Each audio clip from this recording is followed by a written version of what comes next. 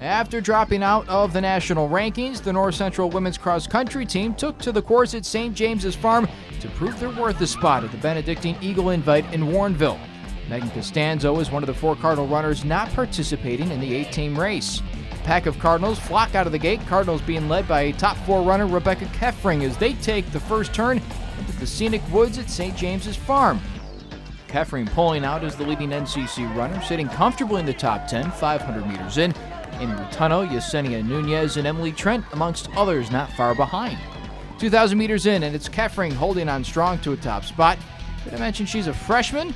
Rutuno just 3 spots behind, followed by Nunez. 10 seconds later, a second large wave rushes by, led by Trent. Down by the pond now, midway through the race, and the status quo holds true. Keffring, 3 runners later, Rutuno. Coming down the runway, completing their second of 3 laps, comes Keffring in the top 10. Rutuno just a few ticks behind, and Nunez a couple of seconds behind her. Moments later, a pack led by senior captain Hannah Howard comes flying by, battling for spots in the top 25. Here's the meet's winner, and she's unattached, so that doesn't count for anyone. First Cardinal down the home stretch is the freshman Keffring in 8th place with a time of 23:19.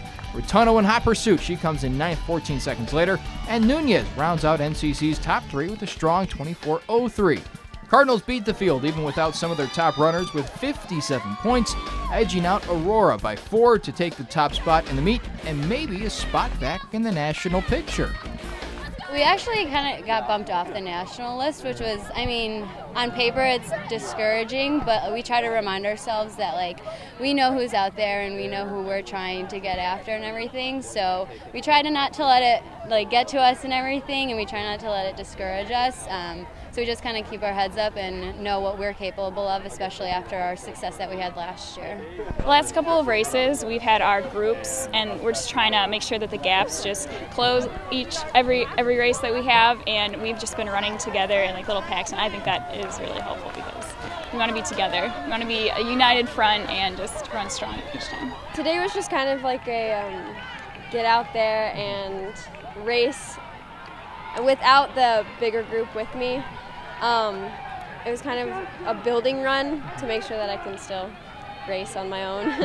It was a little tougher, but not too much tougher, because there are still other girls around that you can feed off of, so I just use them like I would use my teammates. It's been a great experience, but I mean, even though I have the title of a captain, everyone kind of takes their own leadership roles in their own ways, whether it's non-vocal or vocally, so we all do a really good job of leading the team together. They've done a really good job. They've had lots of little bonding party kind of things, and they're always like inviting us places, and they're great. I love them. I love it, and this is actually my last year of cross country because I'm student teaching next year, so I just want to make the most of every experience and every race, and I love this team.